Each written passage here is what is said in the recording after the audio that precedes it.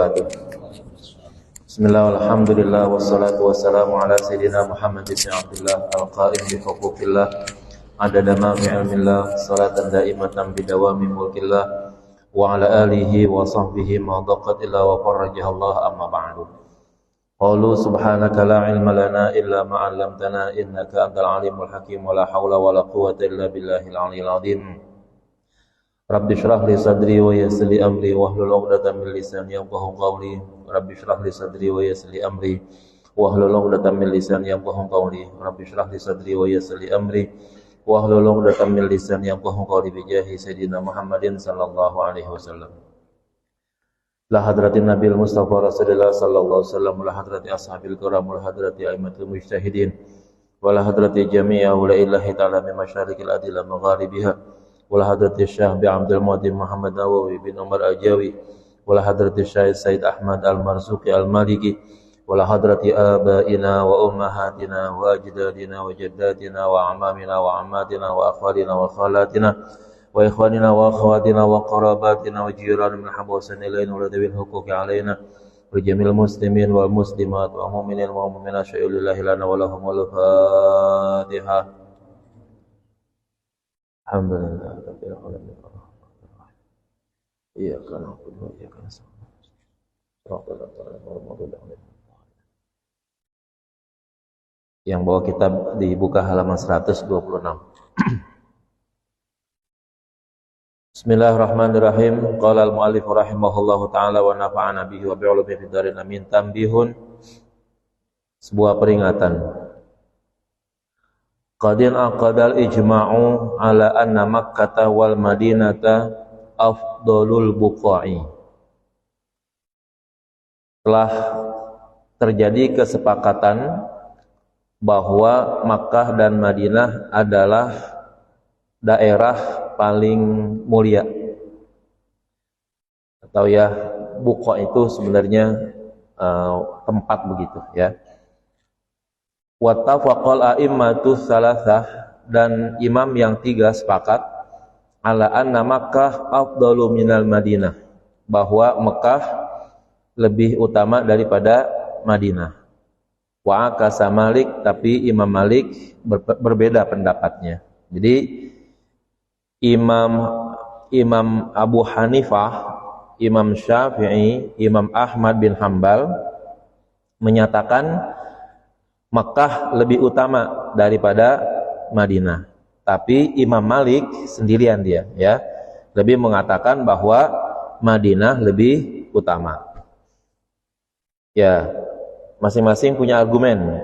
Kalau tidak salah nih, imam yang tiga bilang Makkah lebih mulia karena di situ ada Ka'bah. Ya. Imam Malik bilang Madinah lebih mulia karena di situ ada jasad Nabi, begitu ya. Nggak bisa dipungkiri, memang dua-duanya ada di situ ya. Imam Malik apalagi, beliau memang asli penduduk Madinah gitu ya. Kalau dia bilang kampung gua mau paling cakep banget dia ngomong begitu ya kan. Kalau bahasa kita, kampung kita siapa lagi kalau bukan kita yang bela, begitu bahasanya ya kan. Jadi kalau Imam Malik bilang Madinah itu paling hebat atau lebih hebat daripada Mekah, ya pantas. Sementara kalau imam-imam yang lain sebenarnya dia bukan ahli Mekah ya. Imam Syafi'i bukan kelahiran Mekah, tapi pernah belajar di Mekah. Ya, Imam Ahmad bukan orang Mekah. Abu Hanifah lebih jauh lagi ke Baghdad ya. Nah, maka kalau dia melihatnya dari segi adanya misalnya Mekah ada Ka'bah ya sebagai pusat sholat misalnya, kiblat ya kan, maka mungkin berfikirnya dari segi fikih ya sangat memungkinkan Mekah lebih afdal daripada Madinah begitu. Tapi kenapa kita diajarkan untuk ya menjadikan Mekah dan Madinah sebagai wilayah yang paling utama dalam kehidupan kita begitu ya? Secara tidak langsung para alim ulama ingin mengajarkan kepada kita tuh ya, bahwa sepakatnya alim ulama menyatakan Mekah dan Madinah sebagai wilayah di bumi ini yang paling mulia, itu agar ada kerinduan pada diri kita itu untuk pengen datang ke sono, ya, gitu. Pengen datang ke sono, ya, dengan upaya yang semaksimal mungkin lah, entah bagaimana ke caranya.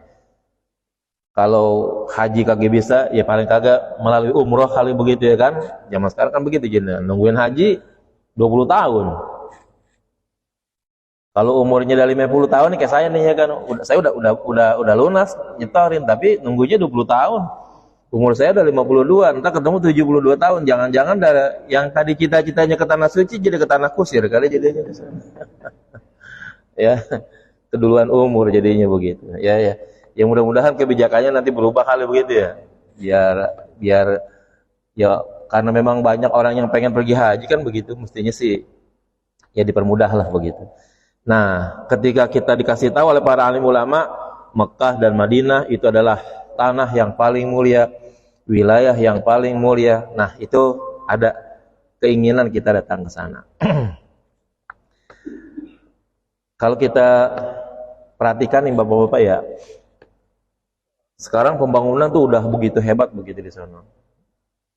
Depan Masjidil Haram aja udah jalanan udah gede bener tuh. Kalau kita dari Masjidil Haram tuh ke depan begitu tuh itu udah jalan tol tuh gede gitu ya. Jalannya gede begitu. Tapi kalau kita lihat Jakarta juga punya jalan yang kayak begitu gitu. Tetapi dilihat dari segi tidak ada debunya itu yang berterbangan begitu, itu boleh dikatakan lebih bersih di sana begitu kelihatannya. Padahal mah Jakarta ya sama juga, di sini juga begitu juga kan, mestinya debu tuh ada begitu ya. Itu seperti itu. Mekah walaupun tanahnya tandus ya, mataharinya gitu panas begitu, tapi yang namanya sumur Zam-Zam kagak ada tuh beritanya kering gitu ya. Kita kagak pernah dengar tuh sumur Zam-Zam kering, orang umroh kagak bisa minum air Zam-Zam begitu ya. Enggak pernah tuh kita dengar begitu tuh. Kalau dihitung-hitung jangan haji dah pokoknya. Umroh aja tuh orang yang jatahnya pulang semingguan begitu kan cuma 9 hari begitu. Ya. Itu berapa ribu orang yang datang, dan kalau dia minum berapa liter tuh tiap hari. Ya, rata-rata saya kalau ngeliatin orang minum tuh, itu dia ngambil 2 gelas yang disiapin tuh, kan ada gelas aqua gitu ya, seukuran aqua kita tuh begitu, orang minum 1, 2, paling sedikitnya itu tuh, nggak ada yang minum sekali terus udah gitu, karena rata-rata memang ya yang suka yang adem enak ya kan, yang suka nggak diademin juga enak juga, tapi memang rata-rata minumnya paling nggak sedikit itu 2 gelas. Kalau setiap orang 2 gelas, lalu setiap kali dia minum habis sholat, dia minum aja itu kan paling enggak udah ada 2-3 liternya itu dia.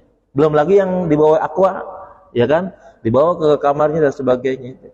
Berapa ribu liter satu harinya sumur Zam-Zam ke sedot, dibandingkan dengan sumur pribadi kita di rumah tuh yang ada sanyonya, ya.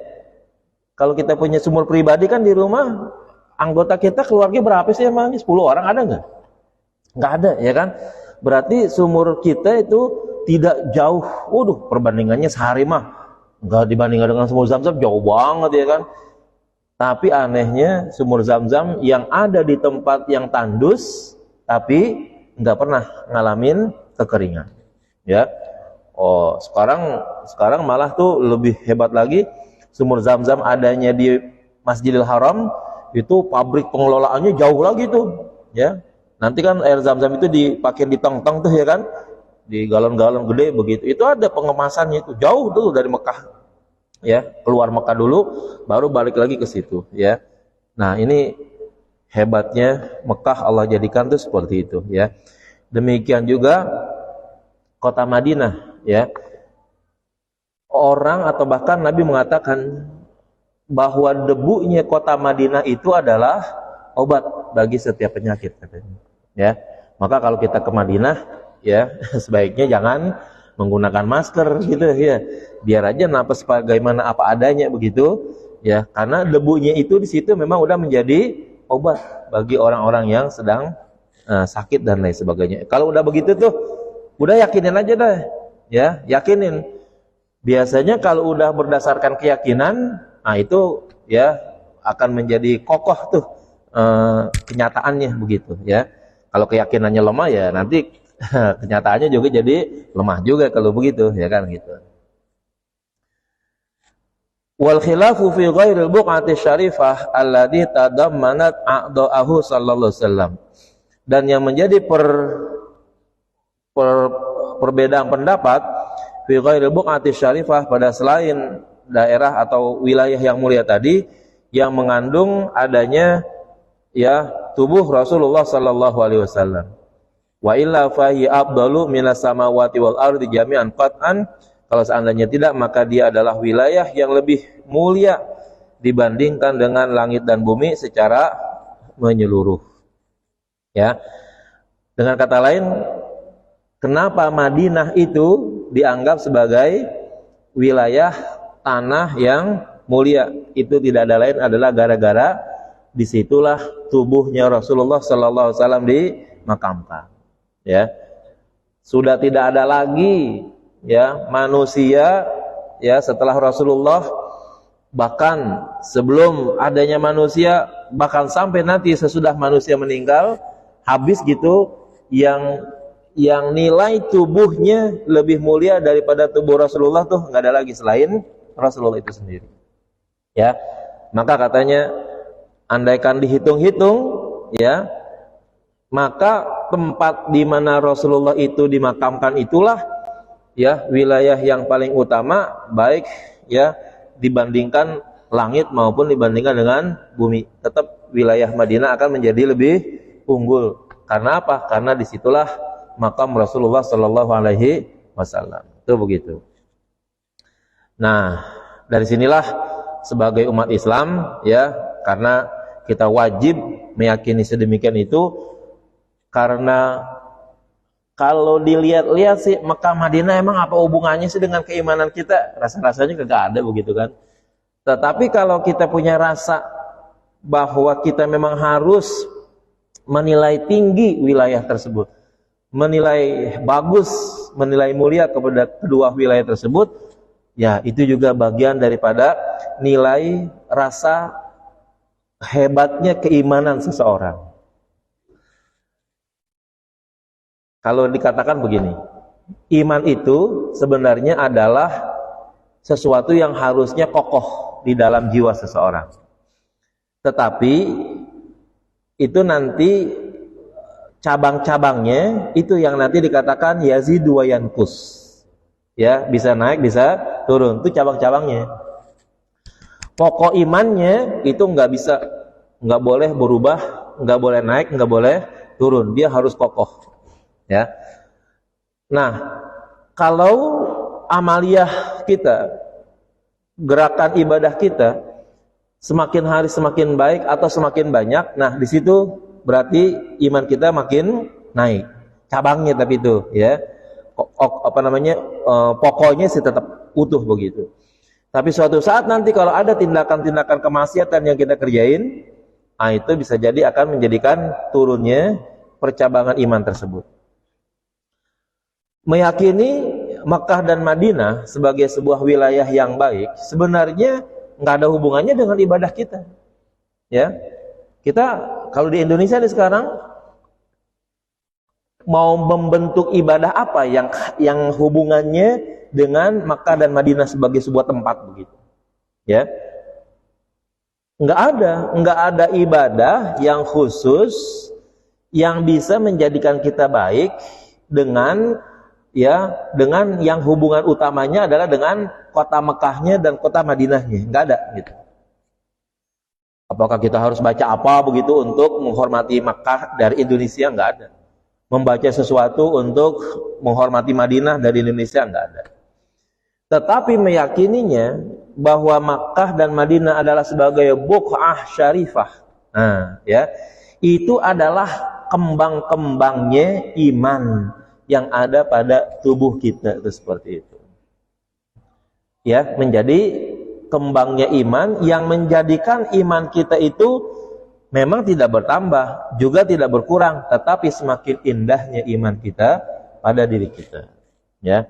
Jadi kalau kita tetap kita wajib berupaya untuk meyakini sekuat mungkin, walaupun mungkin kita nggak pernah ke sana kali begitu, untuk mempercayai bahwa Mekah dan Madinah adalah wilayah yang paling mulia di permukaan bumi ini. Terkhusus lagi katanya bahwa Madinah di situ adalah karena dimakamkannya tubuh Rasulullah Sallallahu Alaihi Wasallam. Tidak ada satu tubuh ya yang dijaminkan oleh Allah dan Rasul yang apabila orang menyentuhnya itu dijaminkan masuk surga kecuali Rasulullah doang. Ya. Siapa saja orang yang pernah menyentuh tubuh Rasulullah itu udah dapat dijaminkan bahwa dia adalah penduduk surga. Maka sahabat-sahabat dulu tuh ya, pada waktu Rasulullah beludah, ludahnya nggak sampai ke tanah, ya, udah sampai ke tangan para sahabat. Udah ada yang menggosokkannya ke badannya, ada yang menjilatinya dan lain sebagainya. Darah Rasulullah, ya, pada waktu Rasulullah pernah dibekam tuh, ada sahabat yang dipanggil, kemudian suruh membuangnya. Kan najis bahasanya mungkin begitu kan ya. Tetap saja Rasulullah juga darahnya najis juga. Akhirnya diambil darah tersebut, kemudian akhirnya oleh sahabat tersebut bukannya dibuang, malah diminum. Ya. Lalu akhirnya setelah diminumnya udah bersih itu semua, balik lagi ke Rasulullah. Kasih lagi tuh gelasnya tempat Rasulullah berbekam tadi.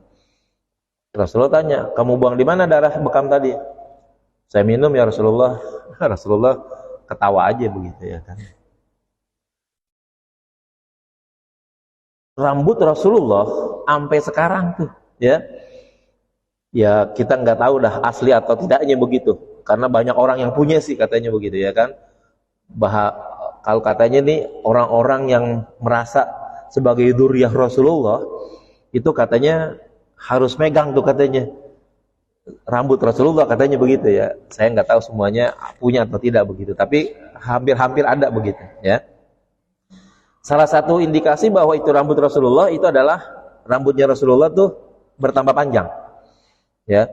Saya pernah lihat di Temboro ya, rambut Rasulullah itu ada di sana. Nah, itu panjang tuh katanya. Nah, zuriyah Rasul katanya yang benar-benar zuriyahnya, nah itu tahu dan memiliki rambut Rasulullah itu dari hasil potongan-potongan tadi tuh. Jadi kalau engkongnya punya nih misalnya nih, itu dipotong tuh. Kalau udah tambah panjang sekian, kasih anaknya satu, panjang sekian, kasih anaknya lagi. Itu dari hasil panjangnya tumbuh rambut Rasulullah tuh katanya begitu. Itu salah satu tanda bahwa itu adalah benar-benar rambut Rasulullah yang dulu memang dari Rasulullah sallallahu alaihi wasallam. Hidup jadinya, iya. Sahabat Sauban. Ya, sahabat Sauban. Ini berkaitan dengan tubuhnya Rasulullah sebagai tubuh yang mulia.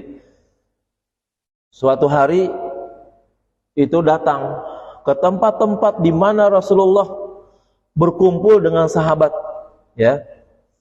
Sahabat ini pedagang, kalau mau jalan tuh selalu dia bertemu dulu dengan Rasulullah kalau mau dagang begitu. Nah, hari itu di mana Rasulullah biasa kumpul, udah didatangin semuanya tuh tempat-tempat, tapi kagak ketemu, ya. Udah siang kelihatannya begitu, udah mau jalan dagang, tapi Rasulullah belum ketemu, gitu. Konsepnya sahabat tuh begini, sebelum saya bertemu dengan Rasulullah, saya nggak bakalan dagang. Saya nggak bakal pergi, gitu, ya kan? Udah cari sana-sana kemari, kagak ketemu, sampai akhirnya lari-lari tuh, ya. Yang menyebabkan bajunya basah, keringetan, mukanya merah jadinya. Ketemu juga akhirnya Rasulullah, ya. Rasulullah sampai bertanya, "Sauban, kamu sakit, ya? Muka kamu sampai merah begitu?" "Enggak ya Rasulullah, sehat, ya. Saya dari pagi ya Rasulullah kelalang keliling nyari tempat-tempat di mana Rasul Anda ada di situ, biasanya ada di situ, saya cari di situ. Ternyata di tempat-tempat yang Anda biasa kumpul nggak ada. Sekarang ketemunya di sini, udah siang jadinya." "Kenapa sahabat kamu mencari saya?" "Ya, ya saya membiasakan diri wahai Rasulullah untuk ya mencium tanganmu sebelum saya berangkat dagang." Gitu. Rasulullah memberikan dispensasi, ya Sauban, kamu nggak usah begitu, ya. Kamu kan boleh, ya. Kalau memang ketemu sama saya, ya udah kita bersalaman. Kalau memang hari itu nggak ketemu, lebih baik kamu dagang aja. Nanti kan kamu pulang bisa ketemu saya, begitu. Sahabat menolak. Enggak ya Rasulullah, ya. Yang saya pengenin, saya cium tangan dulu, ketemu engkau dulu, baru saya pergi. Saya khawatir, ya. Kalau saya berangkat tanpa bertemu dengan kamu, wahai Rasulullah, nanti saya nggak tahu umur saya sampai di mana. Jangan-jangan saya hari itu mati dan belum bertemu dengan engkau, wahai Rasulullah. Sampai segitunya itu sahabat. Ya. Selagi saya punya kesempatan bertemu dengan engkau ya Rasulullah, saya harus ketemu dulu. Kalau punya kesempatan untuk cium tangan, saya cium tangan dulu. Ini kesempatan buat saya. Kalau saya udah mati, udah nggak ada kesempatan lagi saya untuk menyentuh tubuhmu, wahai Rasul. Selagi saya masih bisa. Nanti di akhirat lebih-lebih lagi ya Rasulullah, kata Sauban tuh, ya. Andaikan saya masuk surga, engkau masuk surga, pasti surga engkau dan surga saya beda, ya gitu. Jangan-jangan sama-sama masuk surga, tapi saya nggak bisa ketemu kamu kalau di sana, gitu ya. Bagaimana kalau saya masuk neraka ya Rasulullah, begitu. Tuh, sampai segitunya tuh Rasulullah, ya, di hadapan Sauban. Akhirnya turun tuh ayat, ya. Wa may yuti'illah war rasula fa ulaika ma'al ladina an'ama Allahu 'alaihim minan nabiyyin wasiddiqin wasyuhada wasalihin wa hasuna ulaika rafiqa, dzalikal fadlu minallahi wa kafa billahi alima. Itu gara-gara kasus tadi itu, ya. Hai Sauban, ya. Orang yang taat kepada Allah dan taat kepada Rasulnya, nanti di sorga akan gabung bersama, katanya. Ma'alladina an'amallahu alaihim, gabung bersama-sama dengan orang-orang yang Allah berikan nikmat, ya, kepada mereka. Siapa? Minan nabiin, para nabi, wasiddiqin. Siddiqin itu kelas-kelasnya sahabat dah, begitu ya kalau kita bilang. Wasyuhada, dan orang-orang yang mati syahid, wasalihin, dan orang-orang soleh. Nah, orang yang taat kepada Allah dan kepada Rasulullah itu nggak disebut sebenarnya. Apakah masuk dalam kelompok nabi, siddiqin, syuhada, dan salihin? Pokoknya ini orang yang taat aja deh, pokoknya, ya. Orang yang taat kepada Allah dan Rasul masuk bersama dengan kelompok yang empat tadi tuh, nabi, siddiqin, syuhada, dan salihin. Nah, berarti kalau begitu orang yang taat nanti bareng-bareng tuh nanti surganya bersama mereka. Tuh gara-gara Sauban tuh, ya, saking pengennya nanti kalau dia di surga bersama Rasulullah. Sahabat Uqasyah, ya, sahabat Uqasyah. Pada waktu perang, Uqasyah itu ada di sebuah barisan, tapi barisannya kaki lurus, ya. Tentara kan wajib lurus kalau baris gitu kan, ya. Wajib lurus tuh, melengsong dikit komandannya gebuk gitu. Termasuk Rasulullah begitu. Ketika menyiapkan barisan pasukan buat perang, Uqasyah itu nggak lurus, digebuk sama Rasulullah, ya, dilurusin. Pada saat akhir-akhir Rasulullah sudah mau menjelang wafat, udah nggak kuat ngapa-ngapain tuh, Rasulullah pada waktu itu minta maaf, minta izin, minta apalah segala macam pokoknya supaya meninggalnya itu nggak punya beban.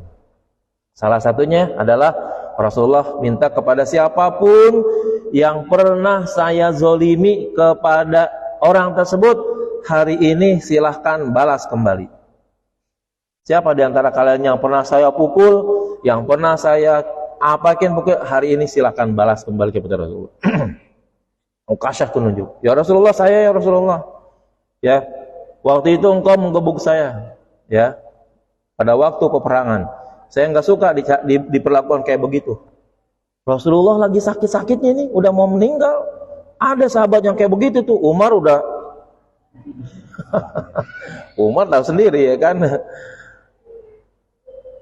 Kata Nabi, biar, ya kan, saya yang penting minta halalnya, kira-kira begitu. Ya Rasulullah, pada waktu itu, ya, engkau menggebuk saya tidak dalam keadaan menggunakan pakaian. Buka bajumu ya Rasul. Sahabat dah makin gerem aja itu, ya kan. Ini orang kurang ajar banget sama Rasulullah. Rasulullah udah sakit kayak masih berlaku begitu aja. Enggak ada adabnya sama sekali. Abu Bakar maju.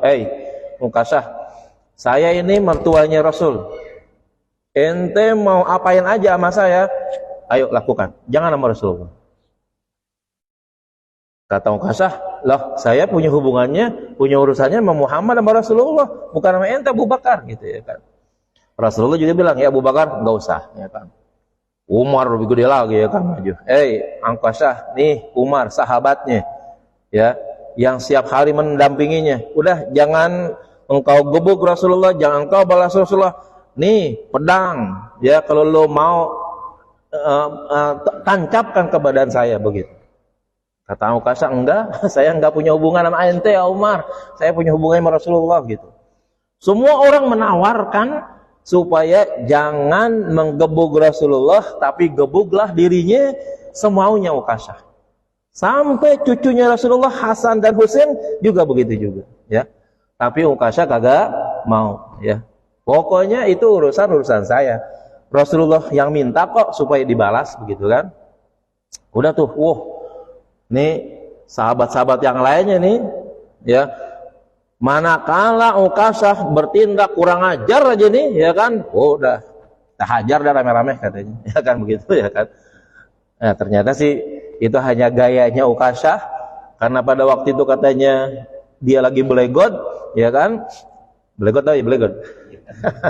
atau belegot nggak tahu lagi, nggak pakai baju gitu kan. Rasulullah juga diminta, buka bajumu ya Rasulullah, ya kan. Pada waktu itu saya lagi belegot, engkau pukul saya dengan, ya, cemeti sehingga pada waktu kena badan saya mau balas katanya. Ya Rasulullah buka, padahal lagi sakit tuh, ya kan. Buka, habis gitu, orang udah siap-siap nih.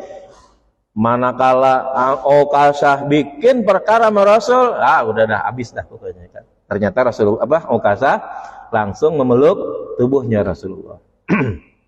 Ya enggak dibalas begitu. Orang pada bingung, ya kan. Kenapa Ukasah ente bikin begitu, ya kan? Kalau enggak begini, saya enggak bisa nyium perutnya Rasulullah. Kalau enggak cara begini, saya enggak bisa meluk Rasulullah, ya kan? Dengan cara begini saya bisa meluk Rasulullah. Tuh orang dulu kayak begitu tuh, saking pengennya bertemu dengan tubuhnya Rasulullah. Itu begitu. Jadi Sauban setiap hari harus cium tangan dengan Rasulullah. Ukasah seolah-olah sampai kayak bikin sandiwara tuh, biar bagaimana caranya dia bisa mencium badan Rasulullah tuh begitu. Nah nih, sekarang kenapa kita nih yang istilahnya orangnya ahli sunnah wal jamaah tuh, kalau sama kiai tuh kudu cium tangan tuh kenapa begitu? Ya, kita berharap tuh kiai itu guru pernah ketemu dengan gurunya, ya kan?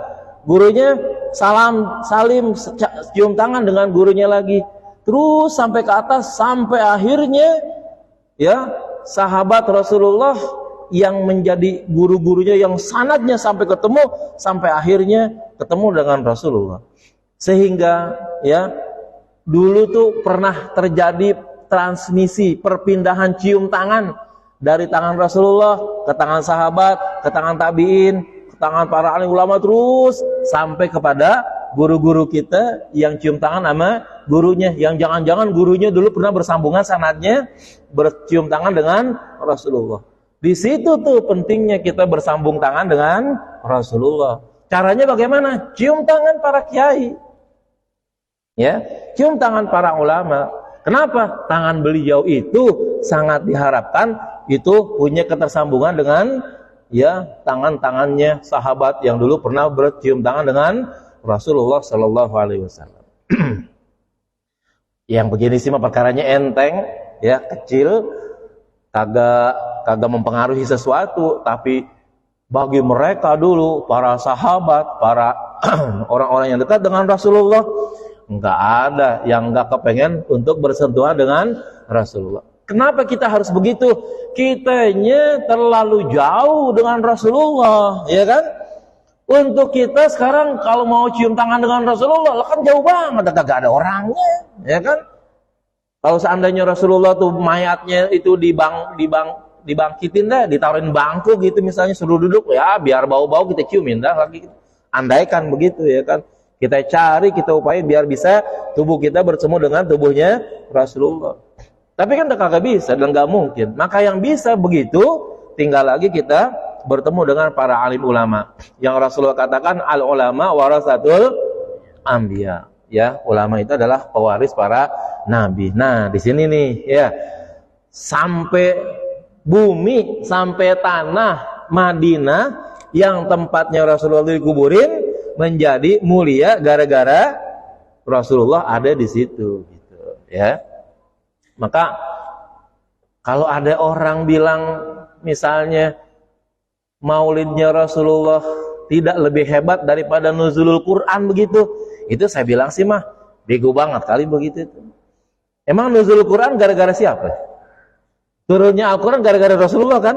Kalau Rasulullah kagak lahir dulu kira-kira turun gak Al-Qurannya? Akan kagak kalau begitu, ya kan? Kita puasa Ramadan, ya.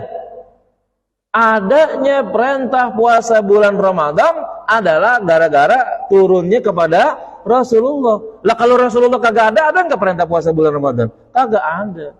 Maka kalau dibilang ada malam nuzulul Quran, ada malam Lailatul Qadar, ada malam ini, ada malam itu, malam Idul Fitri, malam Idul Adha, itu mah kagak lebih mulia dibandingkan dengan malamnya lahir Rasulullah SAW. Karena apa? Adanya malam Lailatul Qadar kan gara-gara turunnya Al-Quran. Turunnya Al-Quran nanti turunnya kepada Nabi Muhammad. Kalau malamnya Nabi Muhammad kagak lahir, nggak ada malam Lailatul Qadar.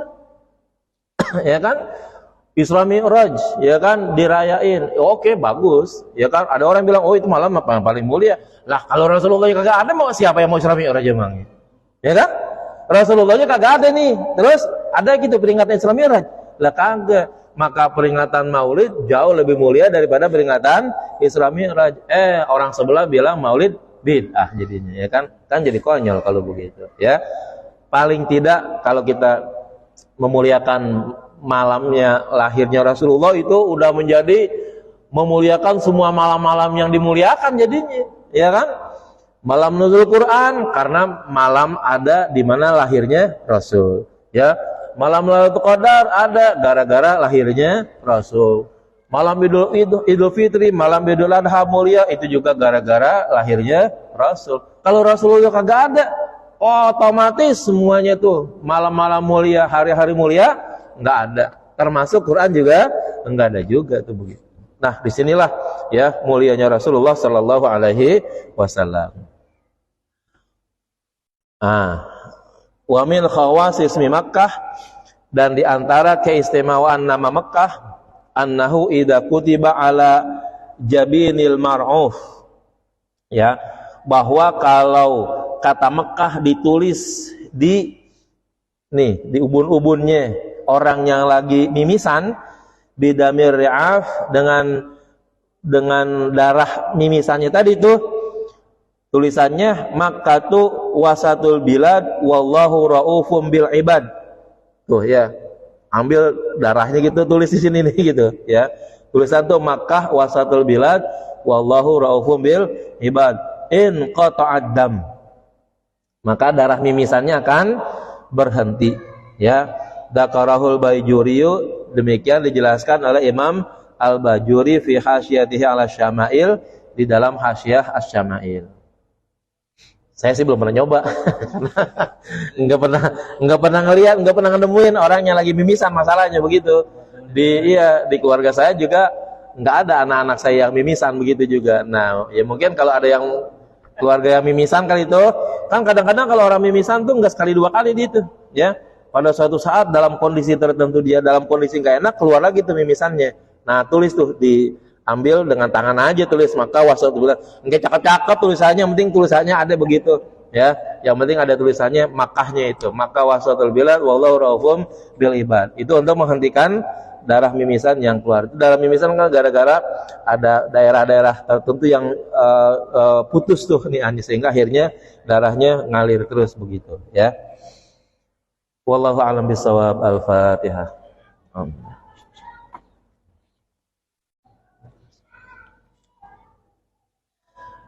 Mohon maaf banget nih, saya begini baru banget sampai rumah dari Cianjur, bawa barang-barang dari FKMM, enggak ini lagi lah, langsung aja jalan kemari begitu ya. Mohon maaf jadinya. Ya. Bismillahirrahmanirrahim. Alhamdulillahirabbil alamin. Allahumma shalli ala sayidina Muhammad wa ala ali sayidina Muhammad. Allahumma rzuqna fahman nabiyyin habzal mursalin wa sana'al Muhammadal muqarrabin. Allahumma anfa'na bima 'allamtana wa 'allimna ma yanfa'una wa 'allimna ma jahilna. Allahumma ja'alna wa auladana banatina wa dzurriyyatina min ahli wal khair wa la taj'alna wa iyyahum min al-syarri wad dair. Waftah qulubana wa qulubahum hudal 'arifin wahdina wa iyyahum siratal mustaqim. Siratal ladzina an'amta 'alaihim ghairil maghdubi 'alaihim waladdallin. Rabbana atina fid dunya hasanah fil akhirati hasanah wa qina adzabannar. Sallallahu alaihi wasallam Muhammad walhamdulillahirabbil alamin. Mohon maaf. Assalamualaikum warahmatullahi wabarakatuh.